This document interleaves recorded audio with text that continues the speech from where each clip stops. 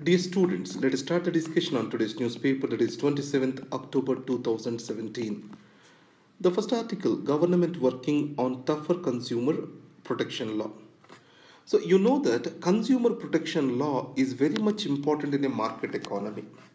So the market economy works on the choice given to the various customers. In this, a citizen is more seen as a customer with a choice and a voice. Without consumer protection law, that becomes useless. So in this case, in India, consumer protection law has many loopholes. It do not have any punishment for misleading advertisements. Now, government intends to make the punishments much severe in the new upcoming law. Don't deny food items for lack of Aadhaar, center tells the state. So let me put it this way: the union government it is insisting on JAM Trinity for delivery of various benefits. The JAM Trinity, it stands for Jandan, Aadhaar and mobile phone. So because of this digitalization, many of the poor and marginalized are being left behind. Due to lack of access to the basic amenities, it is leading to hunger deaths. It has recently happened in Jharkhand. So Government of India has given an directive to the states that food cannot be deprived because of due to lack of Aadhaar card. And the next, let's come to the editorial page. A bold step in bank reform. So let me put certain questions over here. Why the government of India has announced recapitalization of banks with 2.11 lakh crores of rupees. In this, we need to understand a concept called as capital adequacy. It means a bank is allowed to give loans in proportion to the capital which it has. We call that as capital adequacy.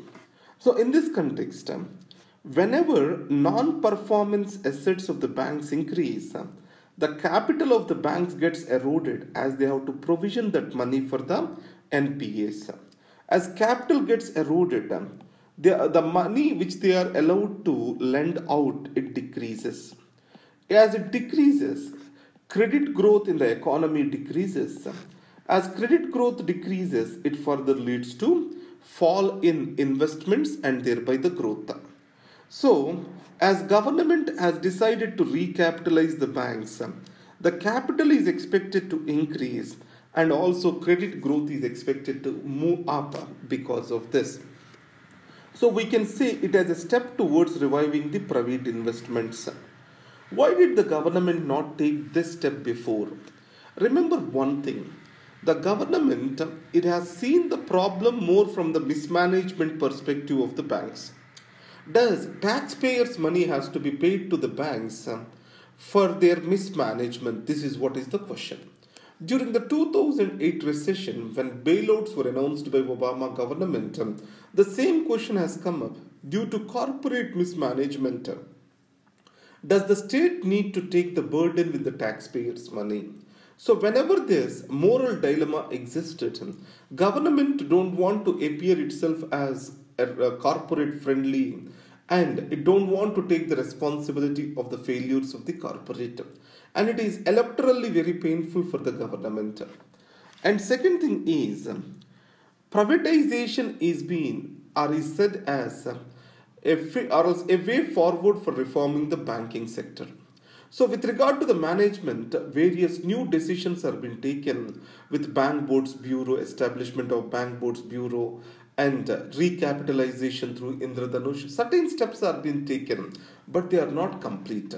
So many people have suggested for privatization, stating that the private banks have the lesser non-performance assets compared to public banks.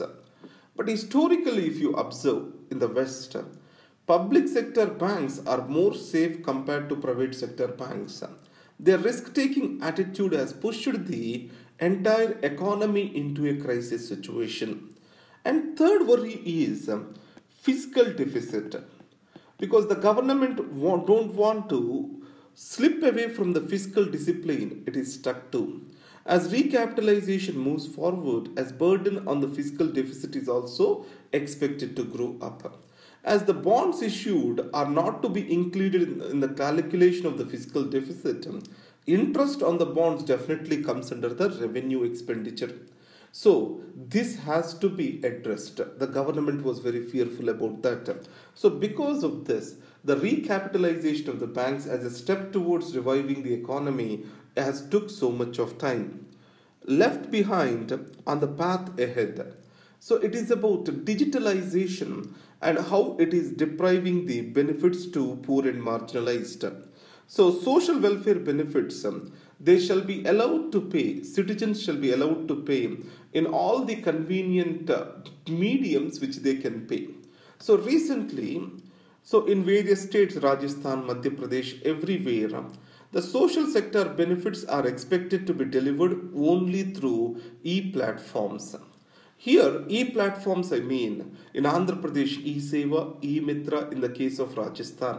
So, a person, a farmer, a poor man has to go to this and pay certain required fees to get his pension. Previously, this topic or this particular aspect was handled by Panchayat Raj institutions. So we can create alternative sources of access to these services. It does not mean a person shall be deprived of the existing sources. That is what is essentially this article is talking about. The Czechoslovakia churn. So in Czechoslovakia, a second richest man, that is Andrej Babis, he has been took over as the prime minister. His name is Andrej Babis. He has took over as the prime minister. He is the second richest man. So democracy and plutocracy are different from each other. Plutocracy involves buying a position of authority in state through money power. So if you take Trump, this man, all these are coming one way through their money power. And second aspect is, in Europe, there is a fear which is spread all over regarding immigration and growing unemployment. In Czechoslovakia, though unemployment is less, the fear of immigration has made the political parties to play to these sentiments. And second aspect is, along with the unemployment, the European Union, cessation from European Union is also a basis for the right-wing parties to grow. It is either Marine Le Pen or in Hungary, everywhere the right wing started growing, showing the European Union and its hegemony over the sovereign nations. And Czechoslovakia is no exceptions for this. So these are the various trends in Europe now. Is Narendra Modi lost his magic? Now, again, Indian politics are centralized, based on charismatic personalities, cult-led. This is what is the words we can describe it as. We want them to be modernistic, based on ideas, ideologies, thoughts, etc. But however, a leader is guiding a party rather than party giving the space for a leader. This is what happened with Indira Gandhi. Now it is the newspapers talk about the Prime Minister Narendra Modi in the same way. So this discussion itself is absurd according to me. So it also exposes the weaknesses of our party system, which are unable to grow beyond the individuals. And the identity puzzle, it is about DNA identification. Now, if you see the Aadhaar bill, there is a provision in that the government can collect any other information. So, in other information, tomorrow government wants to collect the DNA profiles of the individual, that is also allowed. Now, a bill which is being proposed here, and before Ms. Menaka Gandhi also has suggested that the DNA profiles of all sexual offenders, data has to be maintained. So, it can be a breach of privacy to any individual if his DNA is stored. Now, the present bill, what it tries to say is a DNA profile board will be created which will oversee, monitor the DNA labs or laboratories. And second aspect is the DNA profile is also, or else there will be another mechanism which will be created along with the DNA profile, that is called DNA. It's called DNA bank. So we are creating a DNA profile board and also DNA bank. So that is what is proposed in this particular issue. So we have to see this bill also from the dimension of right to privacy. That's what we have to understand here. Now, let's get into the Russian team in Vizag to inspect damaged submarine. So INS Chakra, this is India has taken these submarines on lease from Russia and they are very much in the news for their damages recently. And the next is open to talks with separatists, that is what is Dineshwar Sharma, who was appointed as interlocutor by the central government states on Kashmir. Asthana elevated despite dissent note.